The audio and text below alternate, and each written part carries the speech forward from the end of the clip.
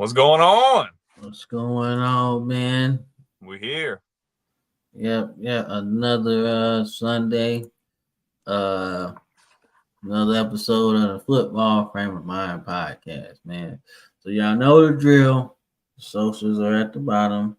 Give us a like, follow, subscribe, because the algorithm loves that, and that keeps us moving forward in the right direction, man. We got about 16,800 subscribers now. So we going through the roof right now. You know, like I always say, my favorite boxing podcaster says it's increasing exponentially. And I like that. So it is. We're excited about that, man. But before we get started, man, how you doing? Man, it's good, man. It's game day. Got a big game tonight, LSU USC, man. But not even just for that, man. This episode is jam-packed. We've got week 1 reactions. We've got week 2 predictions from college football. Not to mention, man, this Thursday, the Kansas City Chiefs and the Baltimore Ravens meet for the first game of the NFL season, man. We're going to get into that. Plenty of other cool stuff, man. It's going to be a really jam-packed episode. Yeah, man, we got a lot of stuff, man. So, you know, without further ado, man, let's just get started, man. Shoot. All right, so pick some games of the week, man. We're just going to talk about them, you know, just to recap some of the action that we saw, man. Like I said, Notre Dame gets the win against number 20 Texas A&M. It wasn't the high-flying game that I guess people were kind of thinking. But it was two teams that are really talented, man. You know, if you look at the game stats, man, you can see Notre Dame dominated time of possession, man. And it seemed like they went to what they were looking for, man. But one key stat that I really want to point out, man, is the total yards, man. Texas A&M wasn't doing nothing on offense, man, at all.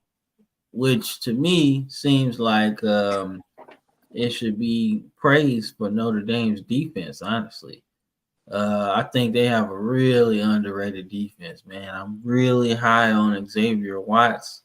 He's going to be one of the top safeties taken in the draft next year. I mean, I want to say he won, I don't think he won the Dick Buckets, but he won the other award for Defensive Player of the Year last year.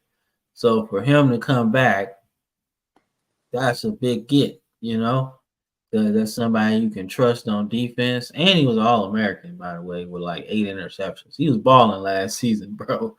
So the fact that he came back, I think that's really good. And Texas A&M, you know, they didn't get blown out, which was a good thing. Um, but at the same time, man, they got to get this win, man.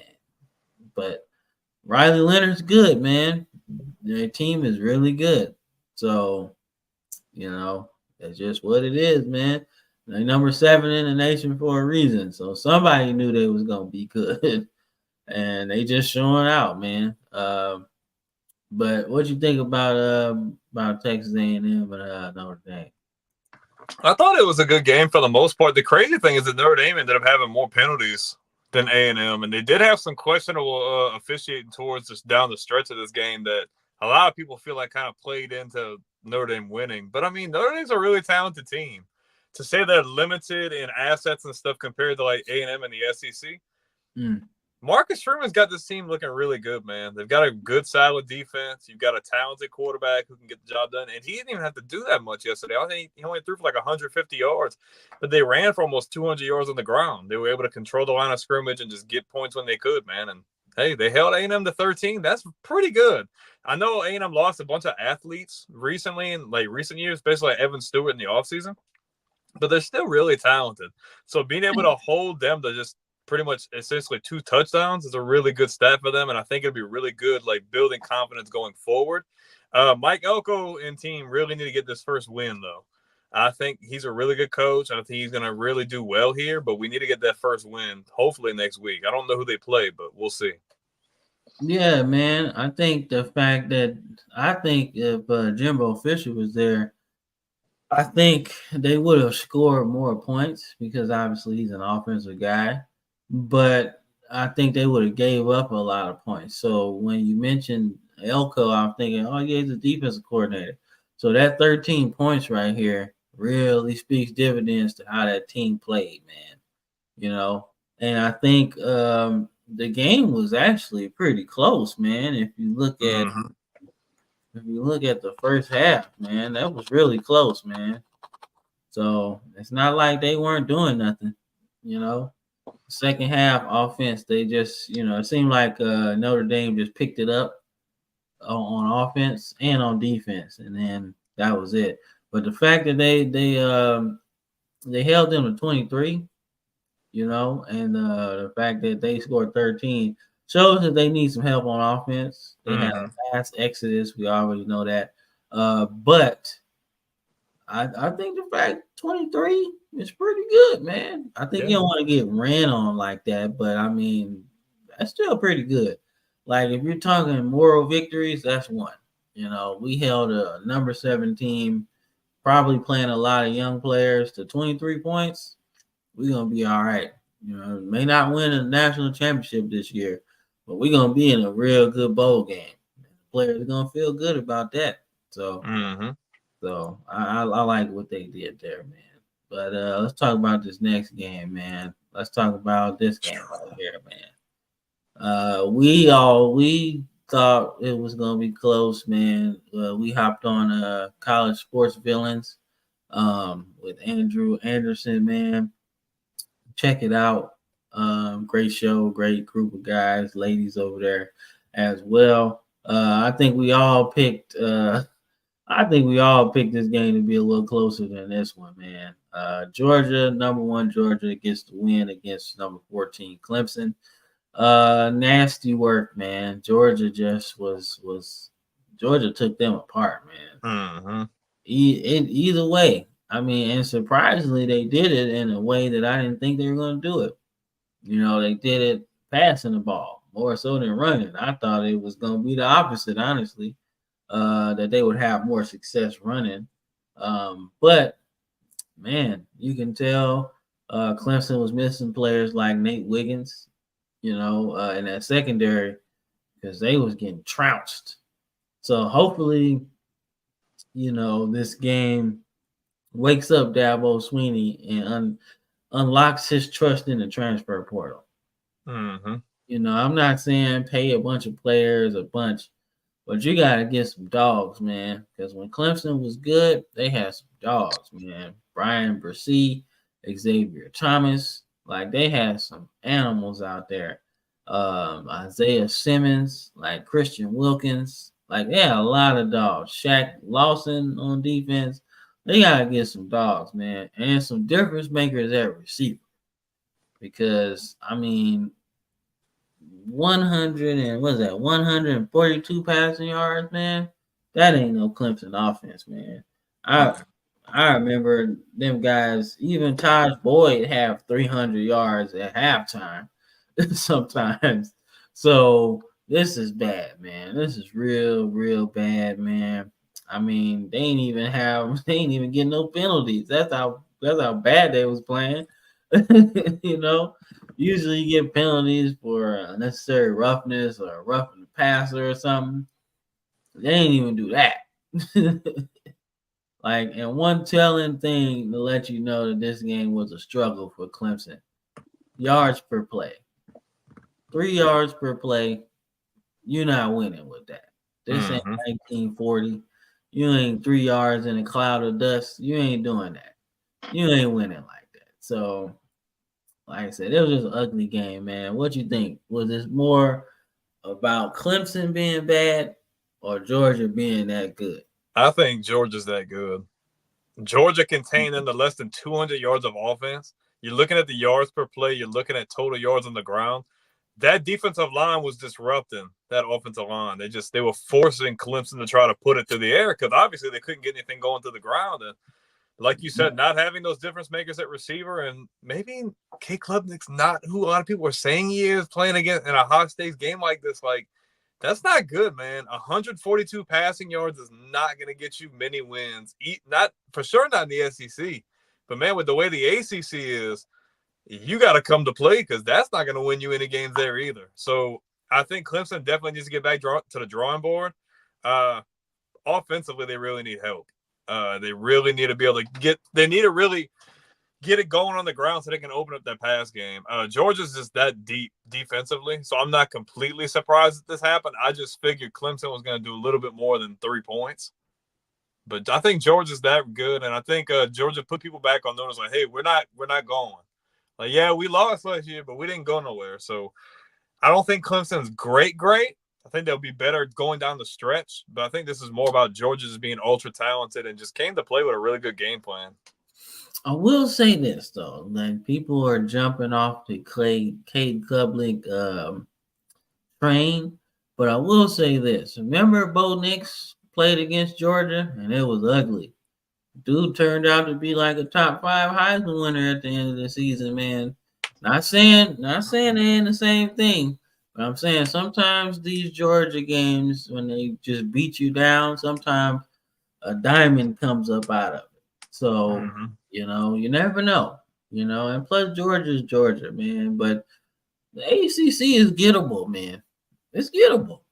And Clemson still got a lot of talent, man. They still do. I just think Dabo got to just look at things a little different. Like, all right, you had DJU a couple years ago. You tried to make him into something he wasn't. Now you got kind of a quarterback that you're similar with, man. Go back to what you know. Go back to what works. Dude can run. He's not slow. And he can pass a little bit, man. If you got to take the ball out of his hand and be more smash mouth, do it. Do it. Obviously the game got out of hand, so they're trying to come back. But when you get into the ACC schedule, you might as well just do what it do. Because another game on our list of recaps, man, got a little bit out of hand. Let's talk about Miami, man. So obviously I'll start with the Gators, man. I don't believe in Mertz, man, the quarterback, man. I wasn't high on him to begin with because I'm like, well, last season you won like 6 games or so, and with him at quarterback, you're probably gonna win the same thing. I mean, like he's not a quarterback that's gonna win you a lot of games. Not in college anyway. Maybe in NFL there's a quarter he can carve out a spot because quarterbacks aren't as willing to run in the NFL. But I know in college, man, if you ain't got no dual threat back there, you ain't doing nothing. You gotta affect the defense in some way. And if they know your quarterback's gonna be in the pocket all the time, that's it. That's easy pickings. Now, obviously, I said the same thing about DJU, man, but DJU like 6'5", 250. He can sit there because you still might not bring him down. You know what I'm saying? But man, I was expecting DJ Lagway to be starting, to start the season, 5-star freshman, right? Because I'm like, you need something else, something else. Like I don't know. I felt like, man, next week you gotta at least try DJ Lagway, man. At least try. I know it's a transfer portal era, and your backup has to be just as good as your starter, man. But dude, I don't know, man. I will push all my chips into the table with him. Let him make some mistakes this year, right? I mean, look, if they're gonna fire you at the end of the season, they're gonna fire you. But at least, you're giving Lagway a chance to really show what he can do, And going into this game, man, I wasn't, like I said, I wasn't as sold on Florida, based on the quarterback situation, And the fact that Miami got Cam Ward, I said it to begin with, that's a difference maker at quarterback. He's a gamer, he's a baller, and you saw it, man. It looked like he was in complete control all game. He knew where he wanted to throw the ball. Him and Restrepo have a Brady to Edelman, a Brady to Welker type connection. Like some of the audibles, hot routes that they were calling, man, was just picking their defense apart. Whether it be underneath routes, one of his touchdown catches was checked into a corner route, and the throw to catch was nice, wasn't behind, man. Like dude was balling, man. So I find it to be really cool how Cam Ward did his thing, man. And that's really my take on it, man. Miami looks like a threat because they really have a difference maker at quarterback.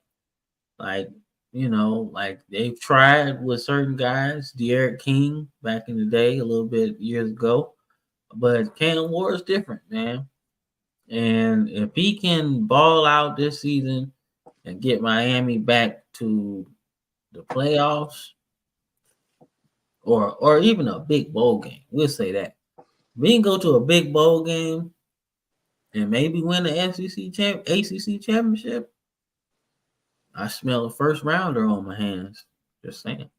If they win the ACC, though, they're in the playoff. That's guaranteed. Yeah, in my opinion. And I think him being the difference maker that he is, like Florida, people can say what they want about Florida. Florida's still, like I think Andrew said it the other day, Florida's still a really talented team. So say what you want, like from anybody else's perspective, but the fact that Miami went into the swamp, which is still a really hostile environment, you went in there with a really offensive good game plan. You scored points every quarter consistently. Up into the fourth quarter, you only scored 3, and you held them under 10 points each quarter this entire game. This is still a really good statement win. It's a really good confidence win for them moving forward. It's going to move them up in the polls, I feel like, a little bit. And going forward offensively, if they can come in with a game plan like that, they're going to give a lot of other teams some fits, especially what he can do with his legs, and then he has that arm talent. He looked like he can throw that ball around even better than he did last year. So I think Miami's definitely a threat for the ACC and whoever else gets in their way. Yeah, man, I agree. I think, like I said, Cam Ward's a difference maker, man. That's why I put him on my top 20 players to watch list, man. It's an article gonna be in the description later. Check it out, man. But he's on my list, man, because I think he's a missing piece. And like I said, even if it's a 1-year rental, which it probably will be, um, if Cristobal wants to be really keep going and improving Miami, got to get that all the time at quarterback. You got to get that somehow because it makes their offense run very well. So, but like I said, this is some of the stats for the game. Like I said, Miami was dominant. The pass game, look how many yards, dude. He's pushing 400 yards in the air.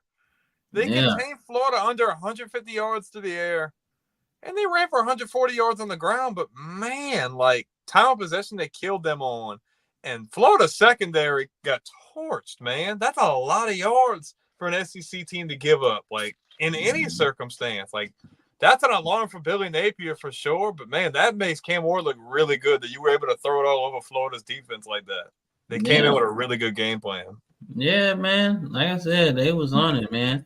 But one thing about Florida, they did run the ball. They did.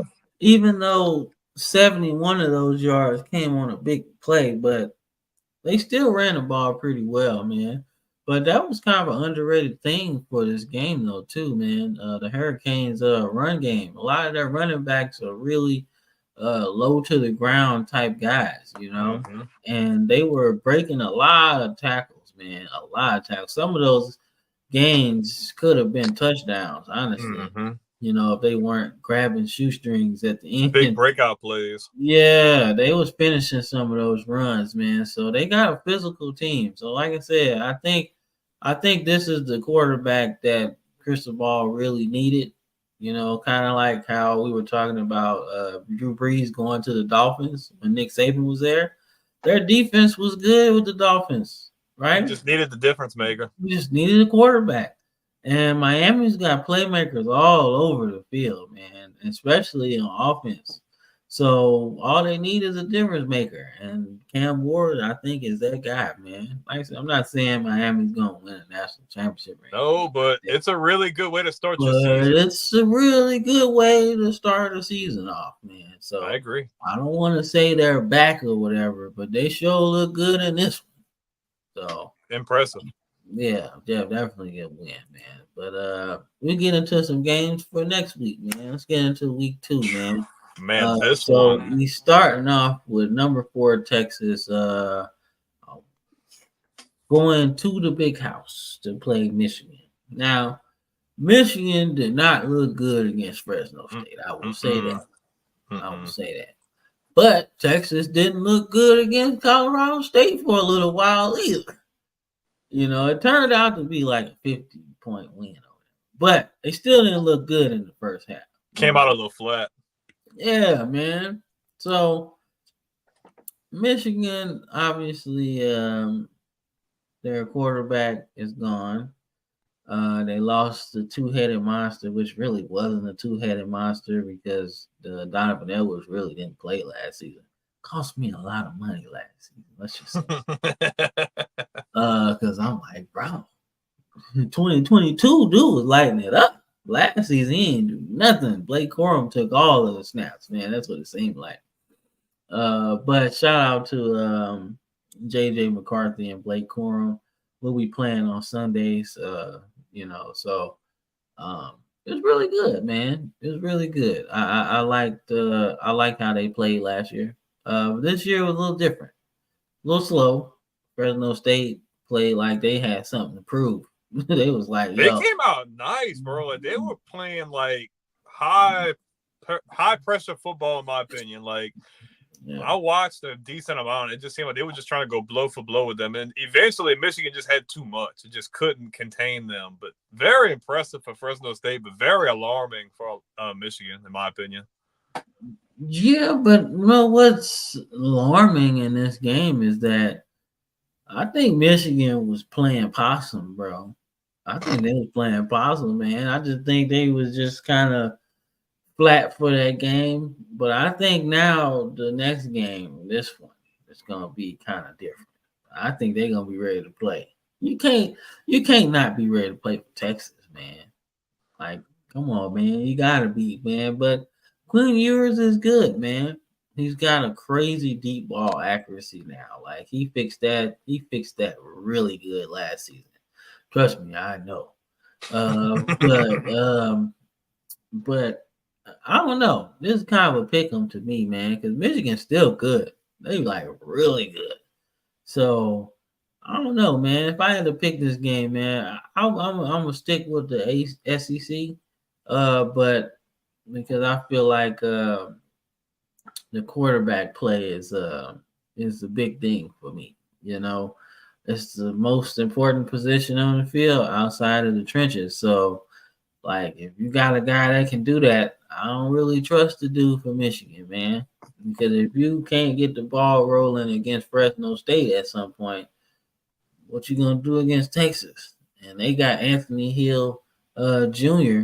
coming after you, you know, because he was the Big 12 version of Harold Perkins, but now they're in the SEC. So they got another Harold Perkins type guy. You just stick around anywhere and just come after the quarterback, man. Trust me, I know. So, then Jalen Milroe and Bryce Young run for their lives because those two guys is coming after them, But I got Texas in this one, man.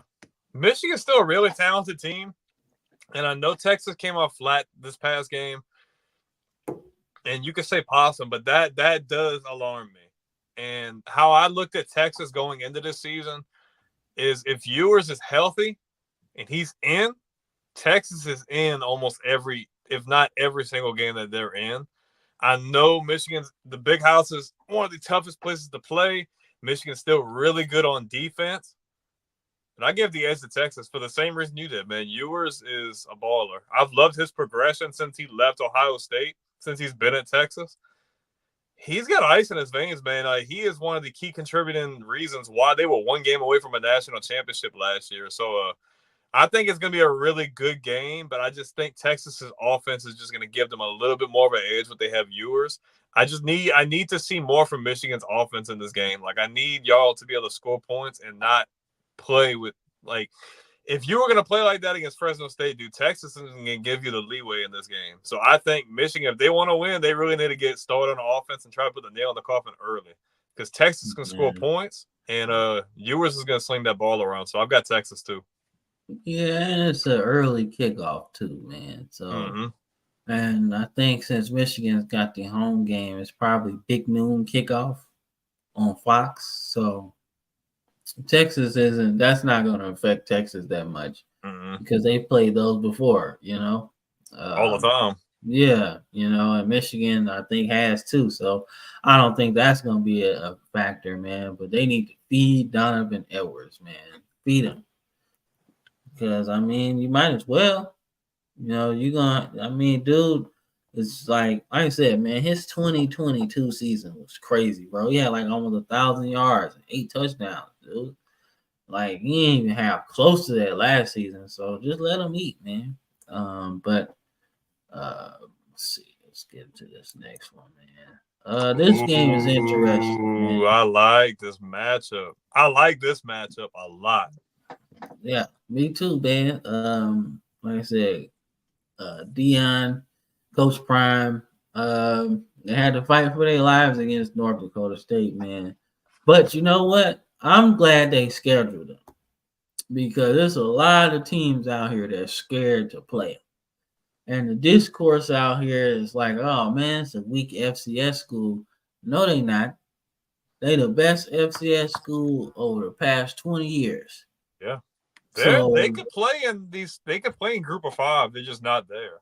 Yeah, they just don't want to go. I don't know why. They could have been left. Yeah. Like maybe 8 years ago they could have left because they've won like 5 championships since then,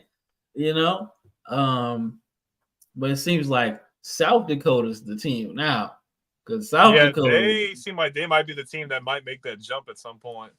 Man, South Dakota looked good against Oklahoma State. Obviously, Oklahoma State ended up winning. They just got too much. South Dakota State's a really talented team, though. Man, they 15-0 last season, bro. They I think they won them went all. back. I think they won back-to-back titles, if I'm not mistaken. I could be wrong, but I know they've won a couple. Yeah, but last season they was hella good, man. So, but this matchup is interesting, man. Like, I'm really high on Dylan Raiola, and I like Matt Rule turning this program around. Like, I don't know, man. This could be the one that sneaks up on Colorado. Like, obviously, Travis Hunter made a really big difference in that game last week, being able to play both sides of the ball. And Shedeur did really good. But Nebraska's better than North Dakota State. They're going to be a better football team than they were last year. And you have a real difference maker in true freshman Dylan Raiola that I think Colorado needs to watch out for. Because this guy can sling it. He is not scared. He will stand in there and make plays, bro. Like, if you let him cook, he will torch you. Like, he's ready. I think so too, man. I think Colorado has a defensive issue that they need to address. But they got Warren Sapp on the staff, so he gonna be in them dudes' behinds this week about we getting too much leakage in this front, so we gonna switch something up. And he gonna have them guys ready, man. I mean, Deion has so much at his disposal at Colorado, man. I mean, a wealth of NFL knowledge. I think he spoke on that during the offseason. He had to change his coaching staff up to get some more NFL guys in there so people can not only see the vision, but understand the vision, right? If you're trying to go to the next level, there's preparation, there's some obviously skill, but those guys can help you with it. They've been there, done that. Having Warren Sapp, who's got a gold jacket, man, telling you how to run, how to do your defensive drills, man, I'm telling you, that will have me turned up every game. Because I'm like, man, I got Warren Sapp as my coach right now. You understand what that is? I got Bill Goldberg's son on the team. So his dad gonna be at the game. I got Goldberg as a fan of my team. Like, come on, man. Goldberg played defensive line too. So I got all of this. Like, bro, I'm telling you, man, Deion, or Coach Prime, as he likes to be called, Coach Sanders, has really, really done a good job there, man. So I don't know what all of the hate is about. I don't know. I just think it's a lot of jealous people out here, man, that he just doing it faster than them. I'm telling you, Deion gets Colorado to the playoffs out of the Big 12 this year. I'm not saying we're not saying this year. I'm not saying it's a definite, but seeing how good Shedeur is, and not just good, I'm talking accurate. Like, it's a difference between being good and being good and accurate. Dude was at 76%. And when I watched the game, it wasn't like these throws were like, oh, check down. No, like long balls. These was long deep ball accuracy. No, man, I'm not even talking that. I'm talking sideline accuracy. Yeah. Dude was throwing the dots, catching them. Like, people was just, they could catch the ball in stride. Everybody. So, throwing it, Travis Hunter and his couple touchdowns, who's another guy that people need to look at. Dude is nice, man. He was making some catches, man, but you don't make no catches like that without accuracy, man. And I'm telling you, if Shedeur can not only get some protection, but he can do that, they got some talent enough to make games out of everybody in the Big 12. I think it's going to be cannibalism, to be honest with you, in this conference anyway. I can see them beating Oklahoma State beating Iowa State beating, Colorado. Like, I can see it all, but whoever comes out of this is going to be battle tested. So, who do you see winning this game, though? I think Colorado gets it, man. I just think they got a lot more than Nebraska at this point. But I know Nebraska's gonna make it interesting. Dylan Raiola is good. I like him. I'm gonna go with the unpopular pick. I like Dion. I like Colorado, but I think Nebraska gets a really big win here early on. I'm picking Nebraska. All right, nah, man. I can't be mad at you, man. I just think Shedeur is pretty good. Oh, he's damn good. I'm not taking that away at all. I've been a pretty good supporter of them up until this point. We've seen a lot of the hate on the podcast, and I think Colorado's gonna be really good this year. But I don't know, man. I just think that if they're gonna drop one, I think they're gonna drop one early, and I think this could be that game, in my opinion. See, I don't know, man. I don't think they're gonna drop one early. I think they're gonna drop one late, and I think Oklahoma State gonna be the one to get them because Oklahoma State Knights, man. Ollie Gordon is a beast, and they ain't stopping the run too well. I think if Ollie Gordon is somewhere in the Heisman conversation when they play, he might have 250 in that game, man. Write it down as my futures pick, man. If everything goes square and they play them,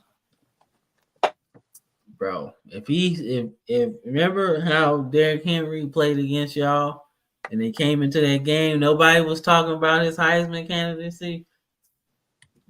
That's the type of game he could have against Colorado, man. I agree. I seen it. They running game. I seen it. I seen it. They running game. They running defense is not good, dog. It is bad. But yeah, man. Another game I just want to talk about, man. BYU and SMU. Not too crazy games in week 2, but I think this could be interesting, man. You know, because it's a matchup I ain't never seen for real. It's been a while since I seen SMU and BYU, man. And they got a history because they played in one of the greatest bowl games ever. I think it was a Holiday Bowl or something like that. Back in the 80s or something like that. So I like SMU, BYU, both schools really good. But I'm gonna go SMU, man, because I wanna see the Pony Express. I want to see them do their thing, man. I really like I like them, man. So yeah, I think SMU kind of not gonna say they got exposed last week, but they did show that they still have some room for improvement, especially coming into a conference that some people don't think they're ready for. But I'm gonna go SMU too, man. I know they can score points, and BYU I don't find has really been able to score a lot of points since probably Zach Wilson was there, in my opinion.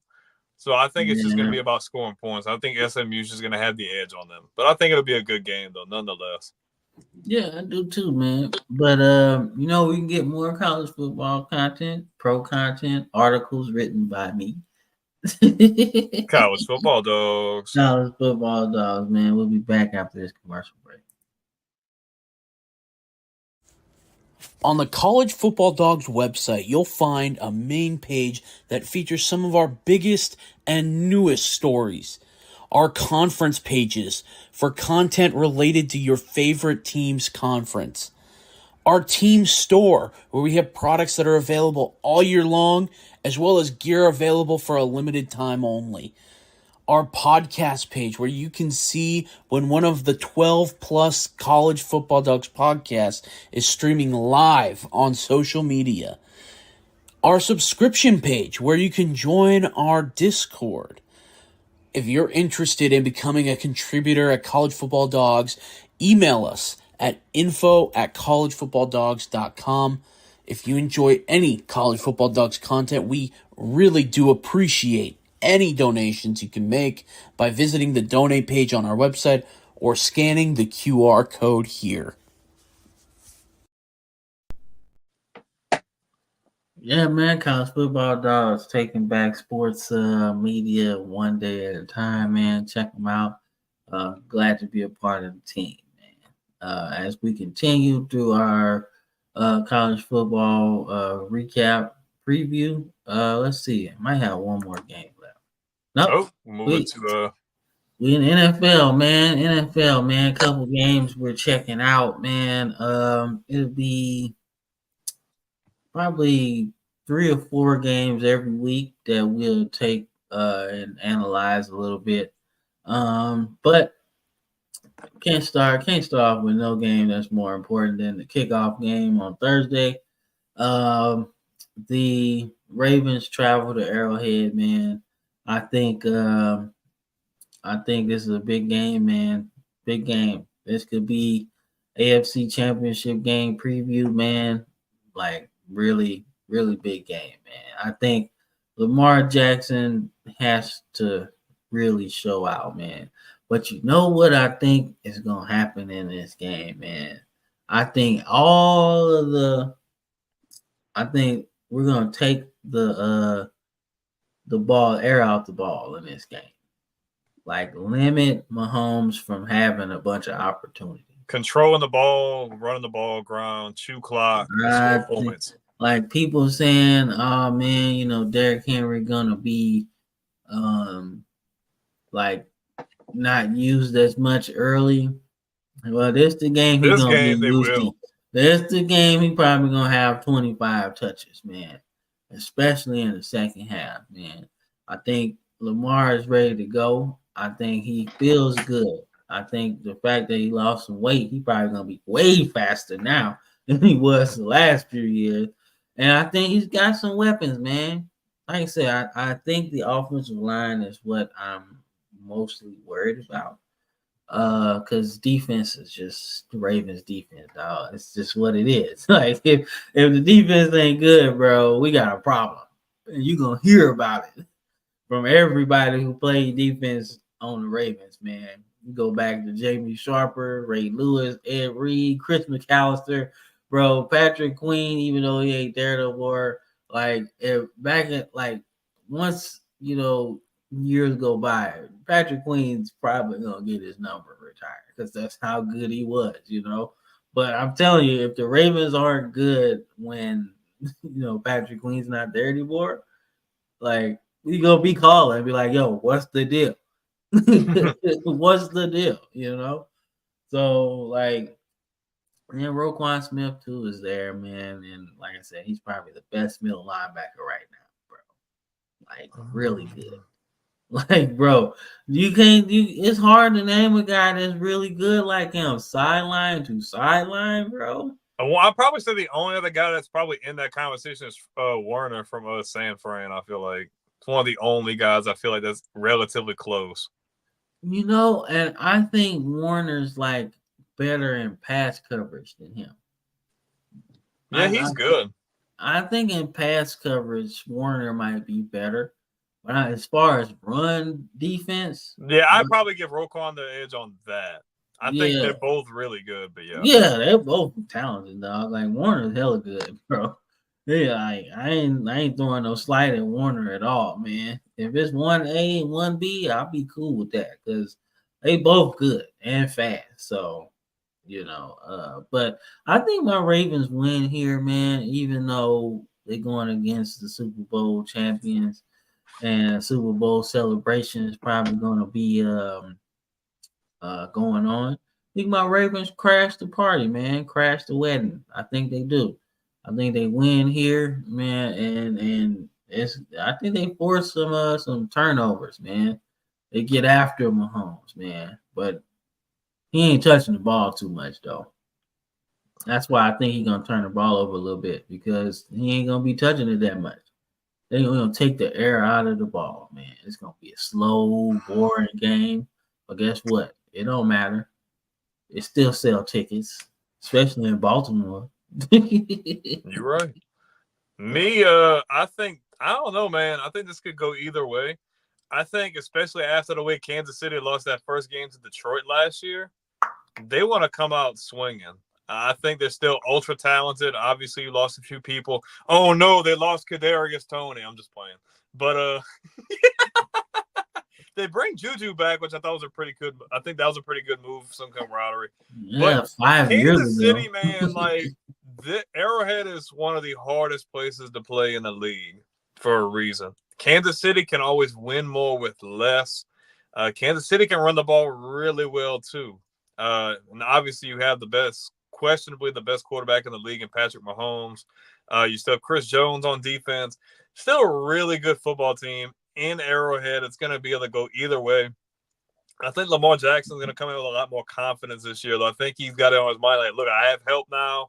I can play loose. I can play my game. Defense is going to be good. We just have to not turn the ball over and make plays when it needs to happen. I think this game's going to go down to the wire, though. I could see this being less than a 7-point differential at the end of the game. It's gonna really come down to who wants it more. Like, Baltimore's got Derrick Henry. Are they going to feed him like you're saying they are, or are they going to use him as more of a decoy in the read option or in the play action game? Is Mahomes going to really challenge you guys as secondary, even though I think you guys have a pretty good secondary? I think it's going to be a really good game. Like, this is like going to be a game that I really want to sit down and watch, especially on a Thursday. One more day of work on Friday. It's going to be a really good matchup. What do I think? I think Baltimore takes the dub. I don't think it's going to be anything more than 7 points. It's not going to be a 2-possession game. It's going to be real close. But this is the thing. Even if Baltimore squeaks this game out like we seen last year, Kansas City lost game 1 against Detroit. They still ended up making it to the Super Bowl at the end of the year. So I think it'll be a really good game. But I'm going to give Baltimore the edge just because we don't know what that offense is going to look like. Are they going to really ground and pound? Or are they going to use that as a decoy to really air it out with Lamar's arm? So I've got Baltimore taking the win. All right, cool, man. Cool, man. It's gonna be fun, man. It'll be a good game, man. NFL's back, man. So it's exciting, man. So you got the next game, I man. like that. Packers and Eagles, man. I was going back and forth with this, man, before the show. I was like, man, I don't know who's gonna win this game, man. But I'm going to lean with the Packers, man, because I feel like if they get ahead, they're gonna lean on a two-headed monster. AJ Dillon and Josh Jacobs. They gonna lean on that, and that's it, man. I don't know who the Eagles have. Oh, they got Saquon. Right? So, but I think there has to be there's gotta be some sense of urgency with the Eagles, man. And I feel like, man, Jordan Love's got some confidence, man. And like I said, they're gonna really be good on the ground.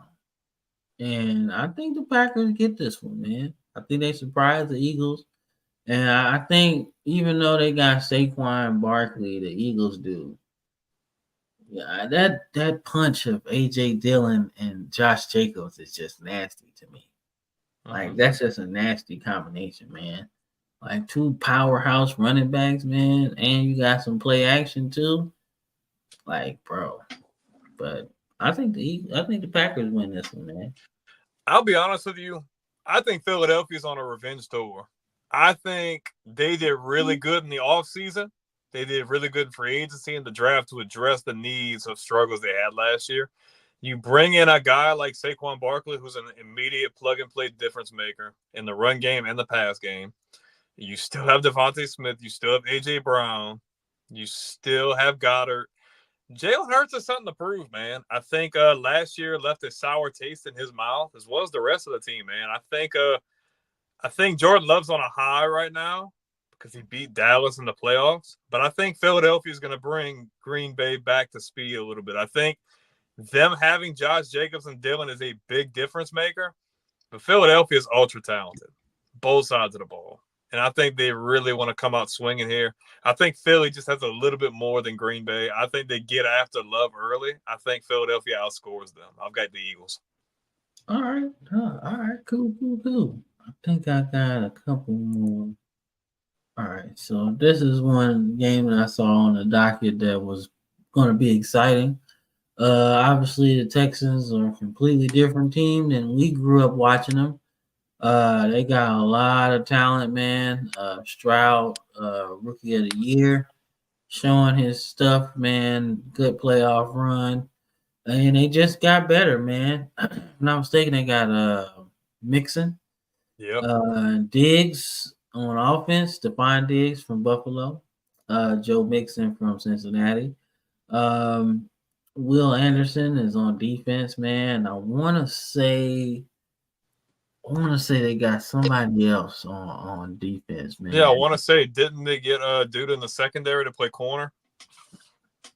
No, I was thinking Daniil from Minnesota. Yeah, they got Daniil Hunter on the defensive line too. Yeah, so they upgraded a lot of stuff, man. So it seems like the son of the owner has decided he's gonna spend some money rather than how his dad did and didn't want to pay nobody.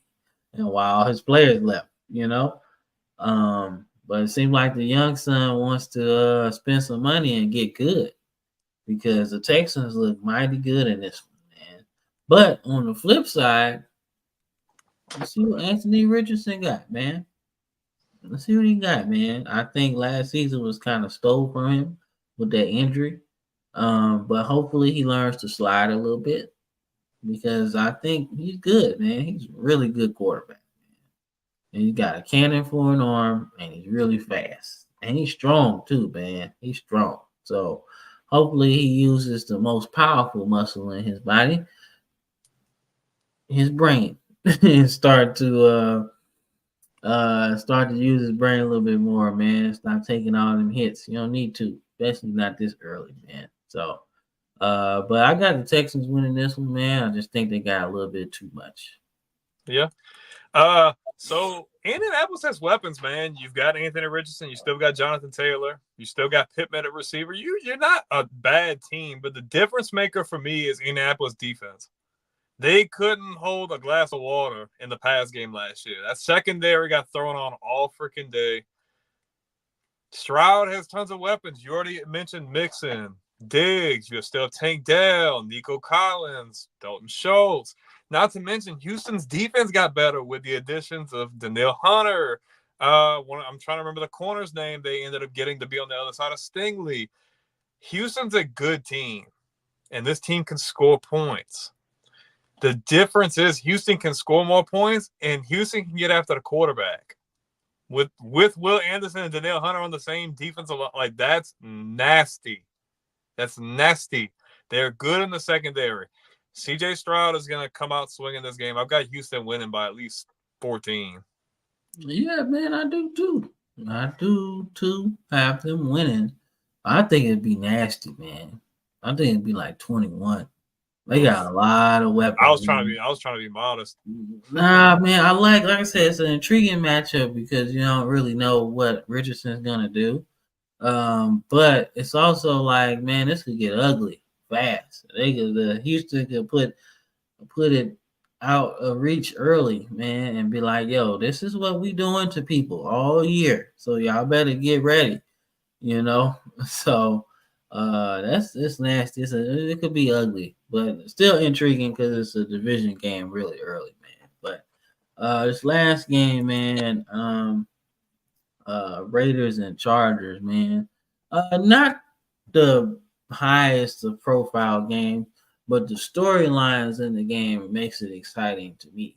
The Raiders and the Chargers both have new head coaches. The Chargers surprisingly finished last in this division. Surprisingly, I actually forgot about that. But the Raiders finished, I want to say, second, I think. Because the Broncos even finished like the same record, like 7. Yeah. Vegas came in second. Yeah, so I mean, so they're looking to build. Now, I don't know what the Raiders are going to look like, man. But I know on defense, they're going to be pretty good. Do they still have Chandler Jones? No, he's been gone. He's gone? Yeah. They still got Max Crosby and some other pretty good guys, but no, Chandler Jones is gone. Okay, so I was thinking like a couple years ago then. But they got Max Crosby and they got Christian Wilkins on defense, man. And that's pretty good on your defensive line, man. The question is, Minshew magic. Minshew mania. Minshew mania, Minshew magic, whatever. It's like when we used to do Fitzpatrick, and it was either Fitzmagic or Fitztragic. Yeah, man. That's the same thing. What is he going to look like at quarterback, man? And Antonio Pierce, the head coach, had a nice saying, man. He was like, we got practice every day almost. And the first two people in the facility are Max Crosby and Christian Wilkins. And he said, everybody worried about my quarterback. They should be worried about theirs. You're right. Max Crosby is very underrated. And I was like, you know what? He's got a point, man. And I'm actually leaning Raiders in this one, man. And I'm leaning Raiders because I don't know how bad the loss of Austin Eckler is going to be. The loss of Keenan Allen is going to be. Because believe it or not, those were two big pieces of their offense last year. And the only main consistent person on the team on offense is Justin Herbert. You know, and even with those weapons that he has, or the weapons that he lost, he didn't really play as well with those guys. So I think coming into this one, the Raiders are going to be a hard-nosed, defensive-minded team. And I think they win this game. I think they go to LA and win this one. A big game, but I think the Raiders get this one. I think this is a situation for the Chargers where you get a fresh start. I feel like there was a lot more dysfunction with Staley that we're not going to know about, especially in regards to them being able to score points on offense and be able to contain people on defense. I think getting a guy like Harbaugh in there really, one, helps the confidence of the players. Like, okay, now we actually have somebody know we can believe in and it'll help put us in the best position to win. I think Herbert could be a guy who, kind of like Mahomes, could end up winning with less. One of those things how he was loaded with talent, but they kept like either getting knocked back, whether it be by Cincinnati or they lost in the Super Bowl to Tampa. And it felt like they kind of cut back on talent and they reached out to other avenues, and he ended up obviously doing more. He's got back-to-back Super Bowl championships. I think the Chargers did really good at they let go of Eckler, but they ended up getting Gus Edwards, and then I think will be a really good addition in the run and pass game. You lose Keenan Allen, who I think that will affect them a bit, but they're still decently talented at the receiver position. They did really good at protecting Herbert. I just need to see that defense play up to their potential. If that defense can play where the talent's at, the Chargers are a formidable squad. My thing with the Raiders is good defense. I don't know what we're going to see offensively from them. Like, are we going to lean on Zamir White and those guys like heavily? Like, are y'all going to try to throw the ball around? Because you still have Devontae Adams, you have Brock Bowers, and obviously you still have Michael Mayer. I think they're really good. This could be a really good game. I don't know if it's going to be a high-scoring game, but I think it'll be back and forth. Ooh, this is hard, man. You got the Raiders. Give me... Dang, this is hard. Raiders. Give me the Chargers. Oh, man. Raiders. You got to do that, man. But that's it, man. That's all I got as far as college football, week 1, week 2, and NFL preview, man. So we're going to do a little quick thing, man. We're going to do a commercial break a little early, and then we'll come back and do our NFL awards picks. And then we'll close up the show, man. But we'll be right back, man, after these quick messages. Watch the field goal. Whee! On the College Football Dogs website, you'll find a main page that features some of our biggest and newest stories. Our conference pages for content related to your favorite team's conference. Our team store, where we have products that are available all year long, as well as gear available for a limited time only. Our podcast page, where you can see when one of the 12-plus College Football Dogs podcasts is streaming live on social media. Our subscription page, where you can join our Discord. If you're interested in becoming a contributor at College Football Dogs, email us at info@collegefootballdogs.com. If you enjoy any College Football Dogs content, we really do appreciate any donations you can make by visiting the donate page on our website or scanning the QR code here. College Football Dogs, for the fans. Yeah, man, college football dogs, man. Join the revolution, man. Taking back sports media one day at a time, man. But let's get into some closing arguments, man. But this is more of our MVP Rookie of the Year picks for the NFL, man. So you start with your MVP of the NFL, man. This could go anywhere. There's a bunch of guys who I don't even remember who I even picked last year to win MVP. Do you remember who you picked last year? I don't even remember. Oh man, I don't even. We have to go back and see that because I kind of want to. I think I picked Lamar, bro. I think I picked Lamar. I don't remember who I picked. I think so, man. I think I picked Lamar. I don't know who you. I remember who I played. I remember who I picked for rookies and offensive and defensive player of the year. I just don't remember MVP all that much. I don't remember. So if we're looking at MVP this year, you have a lot of really good candidates being on the offensive side of the ball, primarily at the quarterback position and some of the skill positions. But I'm going to go with a guy who I've been high on ever since the beginning of last season, who I think he's going to make even more strides. I'm going CJ Stroud, man. Houston. I think this is his year to really rack up his yards. He's got nothing but talent around him on the offensive side of the ball, man. Houston's got a good defense. I see them winning this division and making a deep playoff run. I've got CJ Stroud. I would pick Lamar again, but I think he's going to be more subdued this season. I don't think he's going to go off like that, man. But you know what? I'm going to go on a hot take, man. This is going to be hot as hell. Watch this. I'm going Deshaun Watson MVP, bro. Hot ain't the word, bro. You better get out the room, bro. You can't take the heat in that kitchen. Golly. I want to see him do good again, too. Like, there's definitely a chance he could get back to that. It's just like, man, it's just the what if behind it. What makes you think that he's going to do that? I think Deshaun Watson is going to win MVP, man, because this team is scary for my Ravens, man. It is. If you look at the article I wrote predicting the Ravens schedule, I predicted the first game they play against Cleveland is going to be their first loss of the season. I think they're going to win 8 straight and go into this game against Cleveland and lose because there's so much with the Browns that I like, man. Defensively, I like what they're doing. I like Myles Garrett.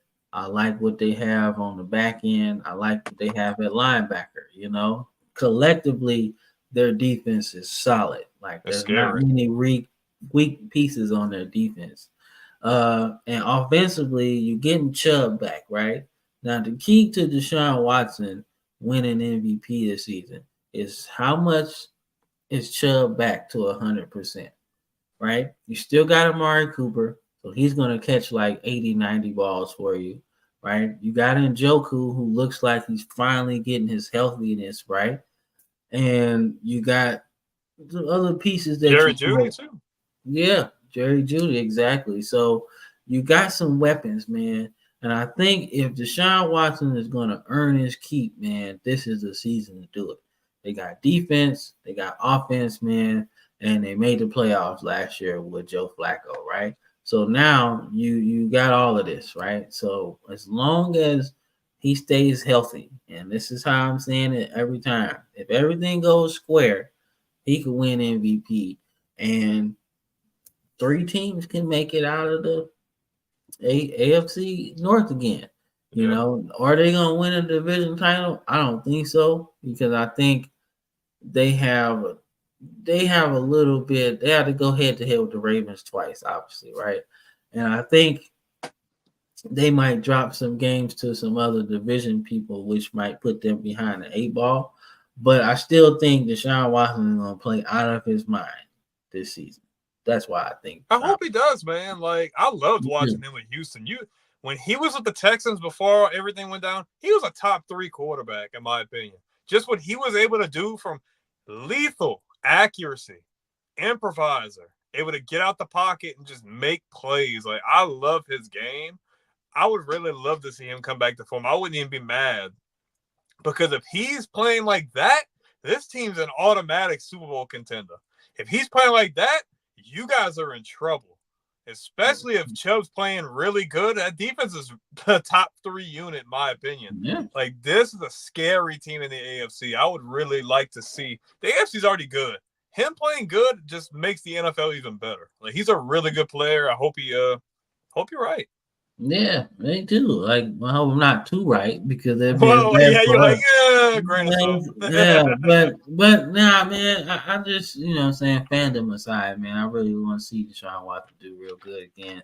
I was finna go Joe Burrow, honestly, man, because that would have been like one of my other picks. I really think you know, he doesn't have he doesn't have Mixon in the backfield.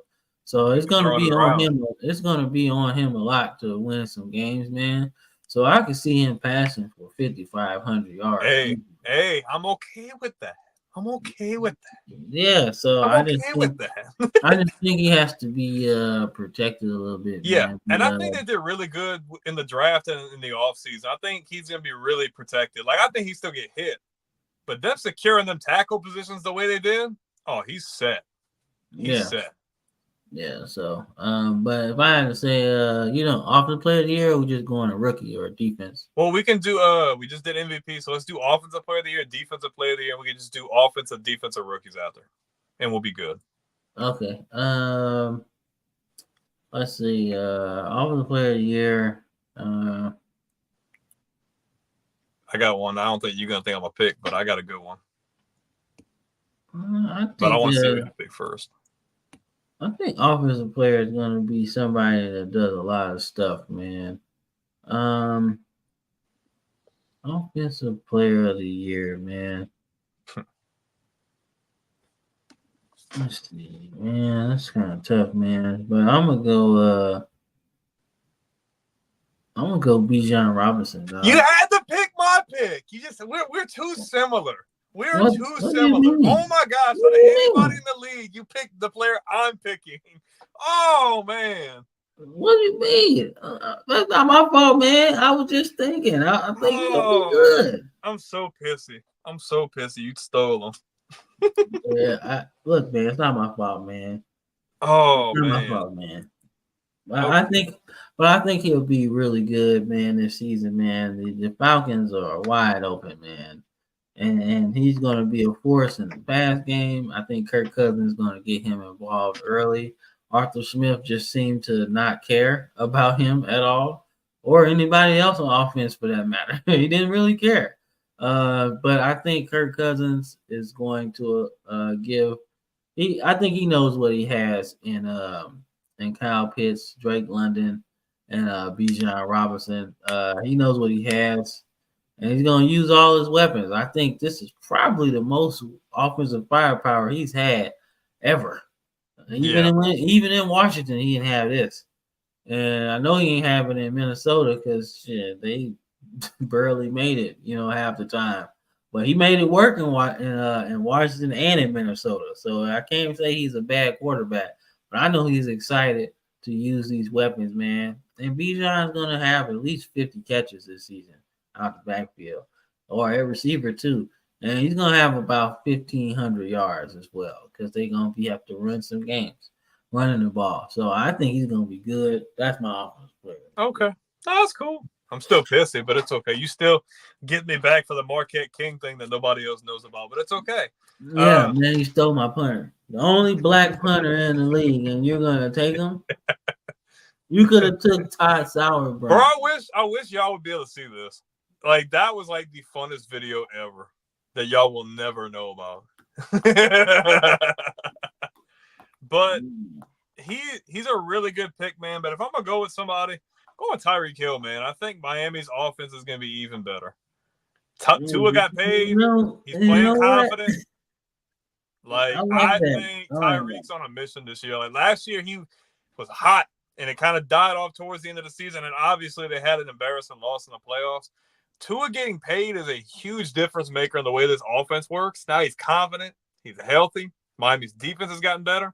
And he can just sling that ball around, man. You still have Raheem Mostert. You still have Devin Achane. I've got Tyreek, man. I've got Tyreek winning Offensive Player of the Year. I want to see him get 2,000, man. He was close as hell last season. He was. So I want to see him get 2,000. If he get 2,000, he win an MVP, bro. I don't care what you say. So, but yeah, man, we get into Defensive Rookie of the Year, Rookie of the Year, or whatever. Defensive player. Let's see, Offensive Rookie of the Year. It's probably gonna be Caleb Williams, dog. It's gonna be Caleb Williams, the Rookie of the Year, man. I think he's gonna be Offensive Rookie of the Year on everybody's metrics this season, man. Because he's in the best spot. You know, he's got offense, he's got defense. Like McCarthy's not playing this season, so that's out the question.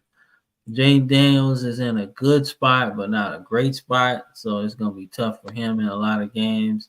And then you think about Bo Nix, you know, what are the Broncos really gonna look like this season, you know? So when you're looking at the rookie quarterbacks, he's going to be probably the Rookie of the Year because he's in the best spot. You know, he's got a lot of talent around him, and I think he'll be Rookie of the Year, man.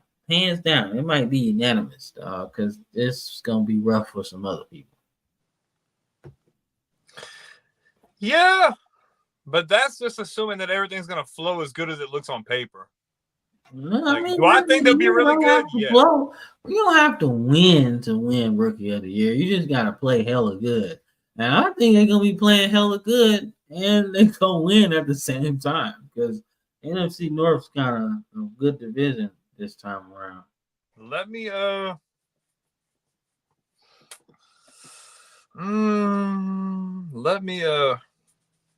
Marvin Harrison Jr. Okay. Being that number one option for Kyler Murray coming into a year where he can really play the way he wants to play, I think he's going to be having a really good year with Marvin Harrison Jr. I've got a MHJ. Okay. All right, nah, man.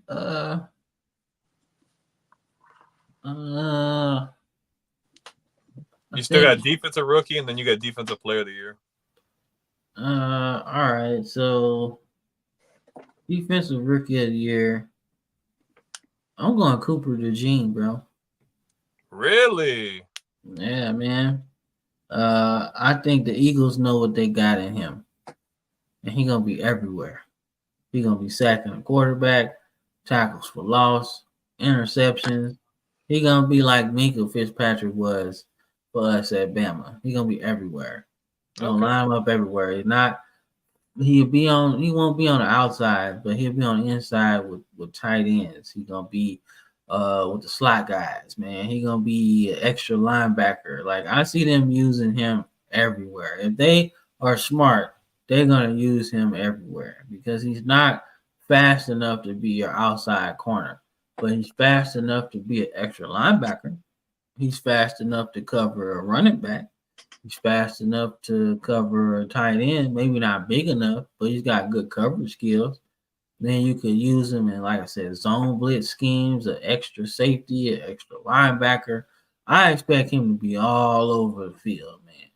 And I think collectively he's going to have like maybe 50 tackles, a couple interceptions, a couple sacks. And when you look at all his numbers, you're going to be like, damn, that's a Defensive Rookie of the Year right there. Usually they give it to the dude with the most sacks or whatever, or most tackles. But they're going to see his game, and he's going to be a key part of that defense. So that can be like a Troy Polamalu type player this season. Everywhere. Doing everything. I'm gonna go with a guy you were pretty high on in college. I'm going Jared Verse. I think Aaron Donald not being on the defensive line, they're going to really utilize him, especially trying to blitz and get to the quarterback. I think he's going to be a disruptor this year. I've got Jared Verse winning Defensive Rookie of the Year. All right. Defensive player, man. I'm going to keep it Homer, man. I think Roquan Smith get it. I think Roquan Smith gonna be a menace this season, bro. He gonna be a menace everywhere, doing everything, tackling, some interceptions, some sacks. He gonna be all over the place, dog. But I think if I had to say besides him, I think Myles Garrett gonna get 20 sacks this season, man. He gonna be just killing everybody, like everybody. Like he gonna be so nasty this season. But I think either if I had to pick, I'd say Roquan. But don't be surprised if Myles Garrett gets Defensive Player of the Year. Okay. I'm gonna go Max Crosby. I think having Christian Wilkins on the other side is gonna really help him be able to get better penetration to the quarterback. I think he's gonna really make some noise. So I feel like he's always in a conversation, but I don't feel like he really ever gets the full respect I think that he deserves as a rusher, in my opinion. I think he's gonna make some noise. Yeah, I would like to do a comeback player of the year. Probably be Aaron Rodgers, man. If he can play more than a game. That'd be mine. I'm going Joe Shiesty, bro. Just like for that reason you said earlier. Not having that run game, having to sling the ball around, maybe not have MVP numbers, being able to come back and possibly lead Cincinnati back to the playoffs and maybe make some noise. You never know. I like that. Comeback player be Deshaun Watson, man. I think he comeback player of the year, man. MVP comeback player of the year, yeah, gotta be. So, yeah, that's my pick for that, man. Okay, I mean, nothing wrong with that. Yeah, man. But yeah, man, that's it, man. That's the show, man. Kept it under an hour and 30 minutes, man. But before we get up out of here, man, anything you gotta say, man? Yeah, man. Anybody who's watching, thank you guys for watching. Football's back. NFL is here. College is here. So guess what? You're going to get even more content, whether it be these live shows like we do here, or the shorts, streaming, all that kind of stuff. This is our bread and butter. This is where all the fun, this is where the fun begins. So definitely, like, if you're checking us out on YouTube, like you said before, we're approaching 17,000 subscribers. We're on the road to 20K, man. If you are subscribed, thank you for being subscribed. If you're not, man, subscribe if you like this kind of content. Like the video, comment. Don't forget to hit the bell notification so you never miss a beat. If you prefer to listen to things on the go, we are all across all audio platforms, including Apple, Spotify, Amazon as well. If you prefer live streams, we do stuff on Twitch as well. Definitely check us out on X, Instagram, and TikTok with a bunch of cool shorts and stuff there as well. Football is back, and you are in the right place. Don't go anywhere else. Strap in and get ready for the ride. Man, couldn't have said better myself, man. So I'm Cam. That's Brandon. This is the Football Frame Line Podcast signing off. Peace. Peace.